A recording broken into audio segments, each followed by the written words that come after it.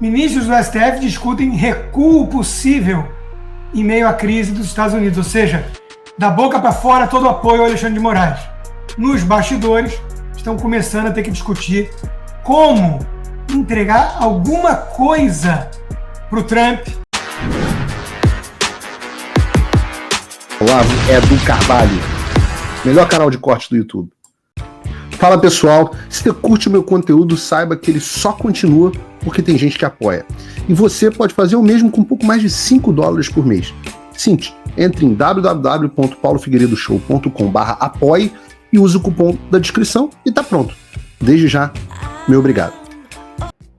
Meio temperamental. Se o Gilmar Mendes anda meio xoxo e murcho, como veremos, o Barroso anda meio irritadinho. Eu ofereci a Vossa Excelência permanecer como relator. Disse, Vossa Excelência não quer permanecer como relator, apenas reajustando. Vossa Excelência disse, não quero reajustar. Não, reajustar, mas Vossa Excelência não me ofereceu como relator, não. Vossa Excelência passou direto à relatoria. Absolutamente. Pode resgatar a sessão, e eu disse, porque tenho a maior consideração por Vossa Excelência, e Vossa Excelência não está sendo fiel aos fatos. Eu disse, Vossa Excelência não quer reajustar para permanecer como relator? E Vossa Excelência disse, não, porque isso seria uma desconsideração com quem me acompanhou. Exato. Aí isso, então o redator pro acordo fica o ministro Flávio Dino. Portanto, Vossa Excelência está criando uma situação que não existiu. Desculpe. Já aconteceu comigo, no caso de insignificância. Eu fiquei vencido numa parte, eu disse, então tá, eu reajusto para perder a relatoria. Mas todos nós... Tá nervosinho, né? Será que é porque ele olha pro Fux e vê alguém que tem visto para entrar nos Estados Unidos ainda? E o Barroso, alguém tem visto? O Barroso? Não tem visto. Bom, o Gilmar Mendes, por outro lado, anda xoxo, murcho, ao falar da Magnitsky. Tem se reunido ou tem gerado incômodo as decisões do ministro Moraes, tem pedido para ele, de fato, maneirar as decisões em relação à trama golpista, envolvendo o ex-presidente Jair Bolsonaro? É verdade que nós temos nos reunido para conversar sobre os efeitos dessas sanções e temos tido conversas a propósito disso, como é natural. Nenhum incômodo quanto a decisões do ministro Alexandre de Moraes, que, como eu já disse em outro momento, cumpriu e cumpre um papel importantíssimo na defesa da democracia brasileira. E nós o apoiamos de maneira inequívoca. Então, isto... Pesando cada palavra, falando de forma pausada, elogiando o Alexandre de Moraes da boca para fora, mas o clima lá não está dos melhores, não. Sob pressão, Supremos falam em retaliar bancos americanos e Amazon. Boa sorte, né? Tem até projeto de lei, né, da deputada esquerdista para tornar a lei Magnitsky sem efeito no Brasil. Você imagina realmente que a turma da esquerda tem as ideias mais de jirico do planeta. Imagina o que aconteceria com os bancos se eles fossem obrigados a ignorar a lei Magnitsky. Eles não iam operar mais no mundo, nos Estados Unidos e nem no sistema SWIFT. Ministros do STF discutem recuo possível em meio à crise dos Estados Unidos, ou seja, da boca para fora todo o apoio ao Alexandre de Moraes.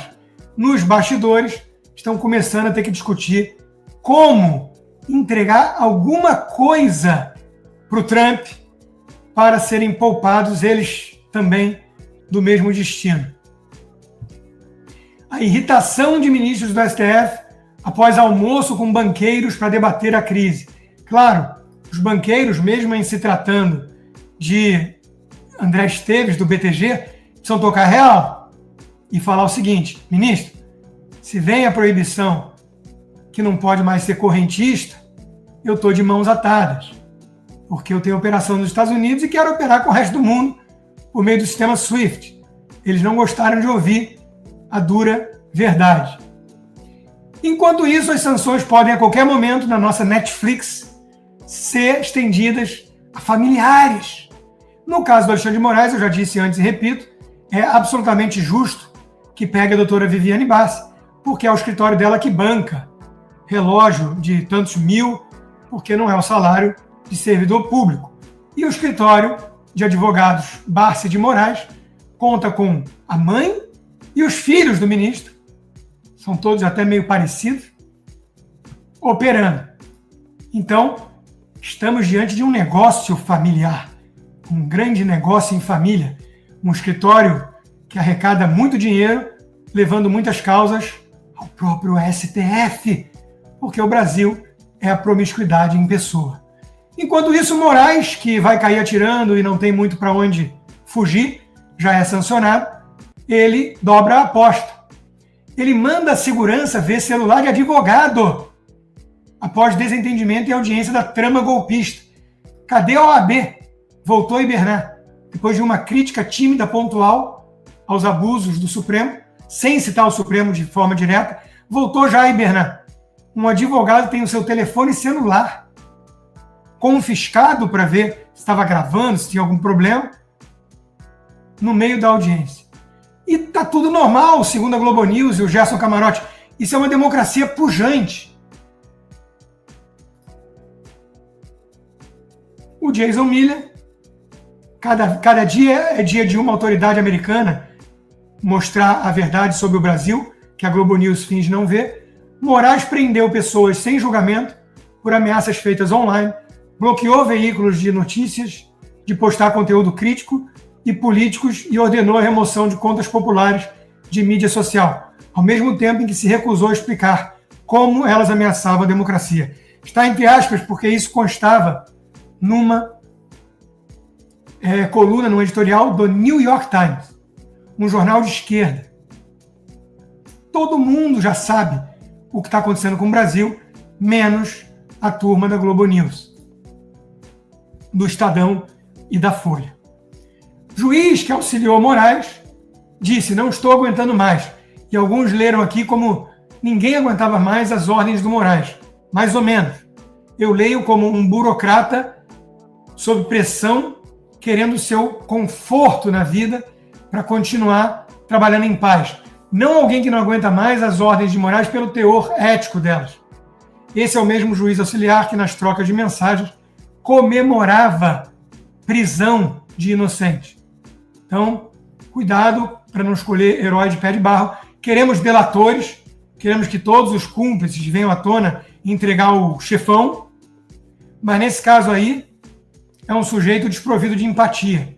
Se vendo tudo que ele viu e ajudou a fazer com inocentes, a grande preocupação dele era a família pressionada, era ele que não aguentava mais as cismas do Alexandre de Moraes, e não o que ele estava ajudando a fazer, isso nos remete a Nuremberg, com a desculpa esfarrapada de que estavam apenas cumprindo ordens.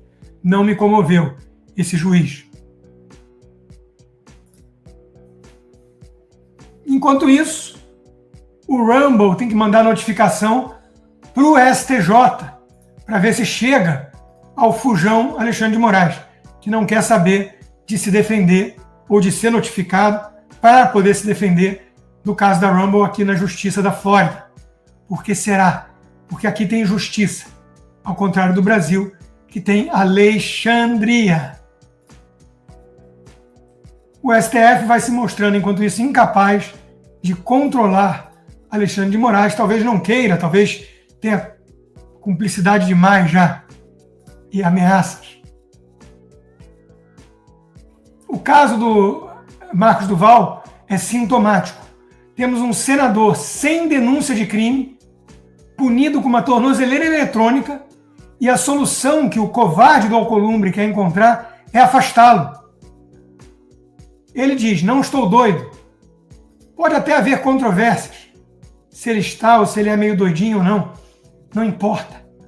Ele, quanto a isso, não está maluco mesmo. Ele não foi denunciado por crime algum e está sendo punido, e o Senado, de forma covarde, nada faz para conter os abusos do Supremo, porque o Alcolumbre é cúmplice.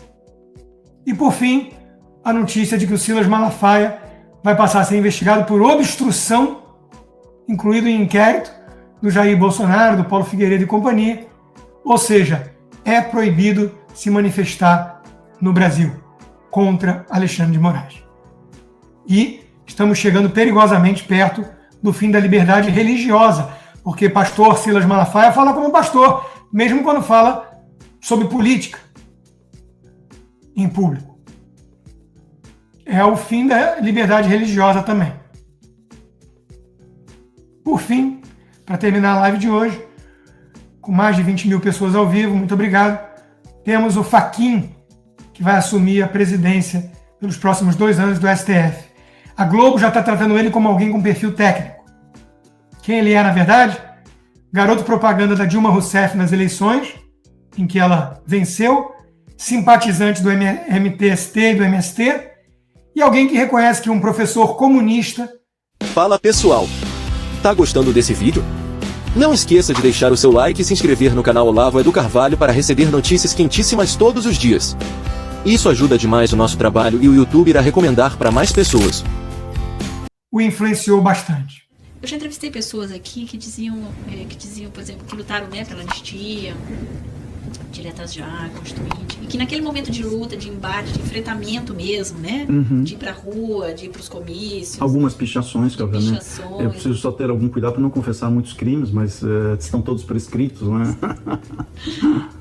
Quase todos, aliás. Conheci um professor que foi fundamental para me mostrar que o mundo não era só o mundo que a gente via. Chamava Edílio Ferreira. O Edílio era professor de língua portuguesa e literatura, me fez ver o mundo com outros olhos. Era um homem progressista, ligado ao Partido Comunista, aos movimentos de esquerda, um homem que tinha uma visão plural e aberta da vida. E entrei na faculdade. E para minha surpresa, o movimento estudantil da Faculdade de Direito era o mais reacionário de toda a universidade. Depois eu percebi que a surpresa não era tanto assim, que os estudantes de Direito, não raros, são muito conservadores. Acabei me ligando à questão da terra e, obviamente, a luta pela reforma agrária, que foi o segmento no qual eu mais participei durante o movimento da Constituinte. Uma das imagens que eu tenho muito presente é no comício das diretas, com pessoas que mais tarde seguiram caminhos tão diversos. Né? Pessoas que eu acabei depois conhecendo em São Paulo, que tomaram outros caminhos, como o Franco Montoro, o Mário Covas, né?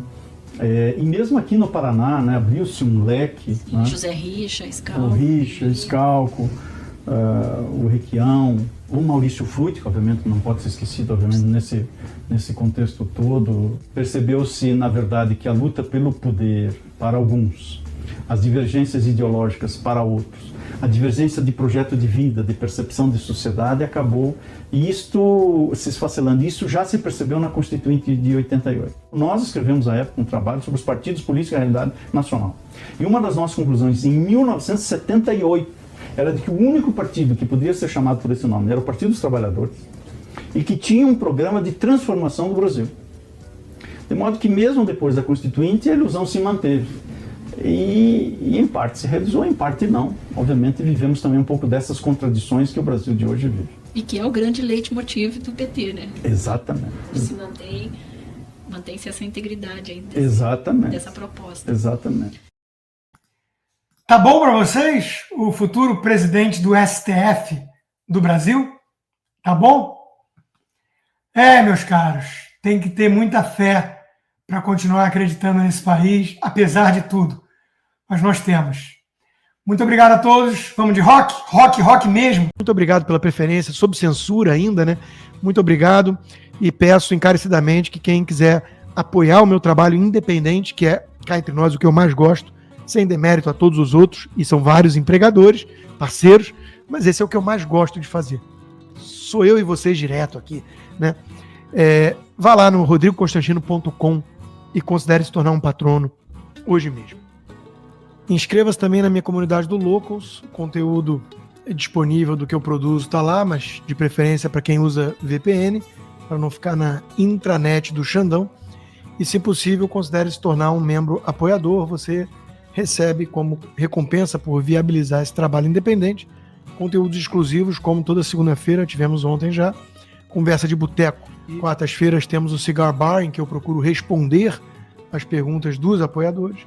Então, vá lá no rodrigoconstantino.locals.com, inscreva-se, gratuito, e, se possível, torne-se um membro apoiador. Obrigada por assistir o vídeo até o final. Se você já chegou até aqui, confere se já está inscrito no canal e se já deixou aquele like generoso. Estamos quase chegando a 1 milhão de inscritos e a sua ajuda é muito importante para levar o canal Olavo é do Carvalho mais longe. Até o próximo vídeo, meus amigos. E neste momento é muito fácil aos defensores do plano alegar isso é uma teoria da conspiração.